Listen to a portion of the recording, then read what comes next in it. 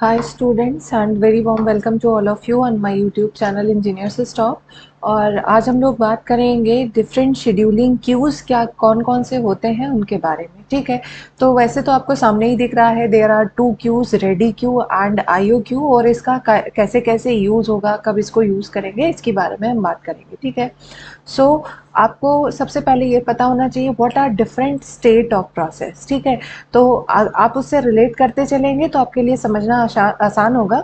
तो जब भी किसी प्रोसेस को न्यू स्टेट से आप रेडी स्टेट में लाते हैं, ठीक है, इसका मतलब वो रैम मेमोरी में आया, मेन मेमोरी में आया, तो मेन मेमोरी में जिस प्लेस पे या जिस एरिया में स्टोर होता है उसे हम क्या कहते हैं, उसे हम रेडी क्यू कहते हैं। ठीक है, मतलब पहले प्रोसेस का कहा था न्यू स्टेट में था, मतलब सेकेंडरी स्टोरेज में था। जब आपने इसको स्टार्ट किया, इसका एग्जीक्यूशन स्टार्ट किया, तो ये मूव कर जाता है रेडी स्टेट में, और स्टोर कहाँ रहता है, रेडी क्यू में। और ये रेडी क्यू कहाँ है, ये आपके सेकेंड मेन मेमोरी में है, एक्चुअली रैम में है। ठीक है, अच्छा, अब ये इसमें किस तरह से स्टोर्ड है, अब आप इसको आप जानते होंगे पीसीबी क्या होता है, प्रोसेस कंट्रोल ब्लॉक। सो यहाँ पे जैसे चार प्रोसेस हम कह रहे हैं, P0, P1, P2, P3, ये प्रोसेस स्टोर्ड है रेडी क्यू में। इसको आपको ऐसे समझना है कि इन प्रोसेसेस का पीसीबी स्टोर्ड है और they are connected through link list. ठीक है, ये जो भी प्रोसेस है इनका पीसीबी मेंटेन करके रखा गया है रेडी क्यू में। ठीक है, और ये कैसे कनेक्टेड है, with the help of link list. ठीक है, तो रेडी क्यू में जो भी प्रोसेस हैं उनमें से किसी एक प्रोसेस को सीपीयू एलोकेट होगा। जैसे हमने कहा था P0 से लेके P4 तक 5 प्रोसेस हैं आपके पास। यहाँ पे आपके पास बहुत सारी शेड्यूलिंग एल्गोरिथम्स होती हैं। ठीक है, शेड्यूलिंग एल्गोरिथम आपकी जितने भी प्रोसेस रेडी क्यू में है उनमें से किसी एक को सेलेक्ट करेगी और उसे सीपीयू एलोकेट करेगी और वो प्रोसेसर पे एग्जीक्यूट करने लगेगा। ठीक है, एंड डिपेंडिंग ऑन कि आपका प्रोसेस किस तरह का है, कैसा है, मतलब टाइम शेयरिंग है या नहीं है, प्रीएम्प्टिव है या नहीं है, मतलब प्रीएम्प्टिव है या नॉन प्रीएम्प्टिव है, इसके बेसिस पे आपका ये एल्गोरिथम या जो शेड्यूलिंग है वो होगी। ठीक है, और एग्जीक्यूशन भी होगा।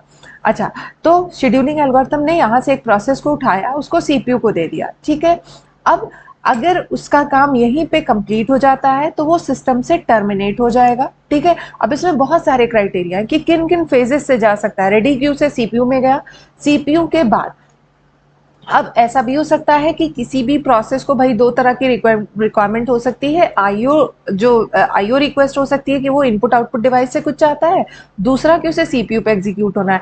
तो सीपीयू पे एग्जीक्यूट होना था तो वो रेडी क्यू से डायरेक्ट सीपीयू पे चला गया। ठीक है, इसके बाद अगर इसका सीपीयू टाइम हो गया और उसके बाद अगर उसे किसी आईओ इनपुट आउटपुट डिवाइस पे एग्जीक्यूट होना है तो वो आईओ रिक्वेस्ट प्लेस करेगा। और अगर अगर आपका आईओ डिवाइस बिजी है तो वो कहाँ जाके स्टोर हो जाएगा, आईओ क्यू में, इनपुट आउटपुट क्यू में। ठीक है, यहाँ पे वो वेट करेगा जब तक इनपुट आउटपुट डिवाइस फ्री नहीं हो जाती। फिर जब इसका काम हो जाएगा ये आईओ डिवाइस पे, ये इसका एग्जीक्यूशन, जैसे सीपीयू पे एग्जीक्यूशन सीपीयू दिखा रहा है, इसी तरह आईओ पे एग्जीक्यूशन आपका आईओ दिखा रहा है। ठीक है, इनपुट आउटपुट डिवाइस पे एग्जीक्यूशन। और इसके बाद जब इसका ये काम हो जाए तो उसके बाद आप फिर रेडी क्यू में आएंगे।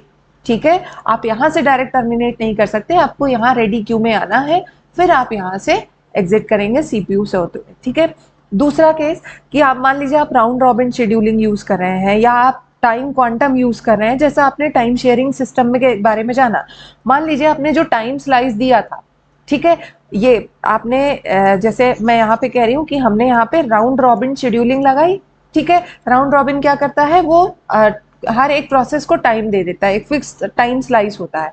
तो एक केस क्या हो कि सीपीयू के पास आपने जो टाइम स्लाइस था 2 मिली सेकेंड किया था, प्रोसेस 2 मिली सेकेंड के लिए एग्जीक्यूट हुआ, फिर से वो कहाँ चला जाएगा, रेडी क्यू में चला जाएगा। यही तो होगा, है ना।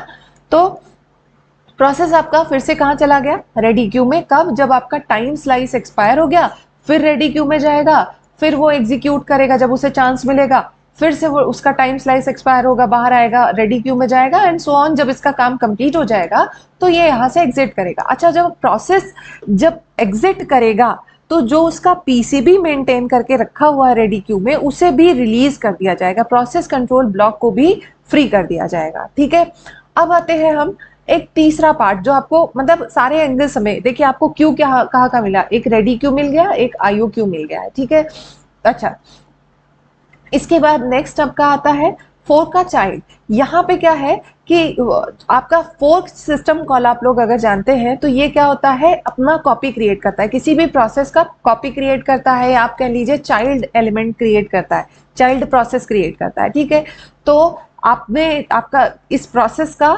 न्यू चाइल्ड क्रिएट हुआ, वो एग्जीक्यूट जब हो जाएगा तो आपका प्रोसेस फिर से रेडी क्यू में जाएगा और उसका एग्जीक्यूशन जैसे अभी तक नॉर्मली आपने देखा वैसे होगा। ठीक है, इसके बाद आपका मान लीजिए आपने जितनी भी कॉपीज क्रिएट की होंगी, आपका चाइल्ड प्रोसेस जब एग्जीक्यूट हो जाएगा तो आप रेडी क्यू में जाएंगे, फिर आपका फिर से एग्जीक्यूशन कंटिन्यू करेगा। थर्ड सिनेरियो ये है कि आपका यहाँ पे प्रोसेसर एग्जीक्यूट कर रहा था, तो एक केस ये भी हो सकता है कि भाई इंटरप्ट आ सकता है। इंटरप्ट क्या है, आपके नॉर्मल एग्जीक्यूशन को ब्रेक करते हैं।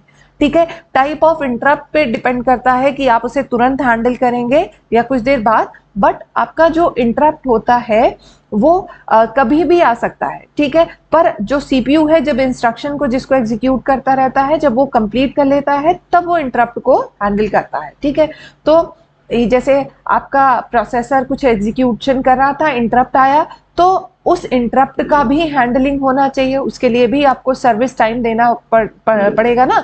इंटरप्ट सर्विस रूटीन होता है, उसको आप एग्जीक्यूट करेंगे। आपने इंटरप्ट को सॉल्व कर लिया, उसके बाद आप रेडी क्यू में आ रहे हैं, तो आपका प्रोसेस कई कई फेजेस से जा रहा है। एक ही प्रोसेस को आईओ रिक्वेस्ट की जरूरत पड़ सकती है, टाइम स्लाइस एक्सपायर हो गया तो वो अपना काम रोक देगा, फिर वो रेडी क्यू में जाएगा, फिर उसे मौका मिलेगा, फिर वो रेडी क्यू में जाएगा, एंड सो ऑन।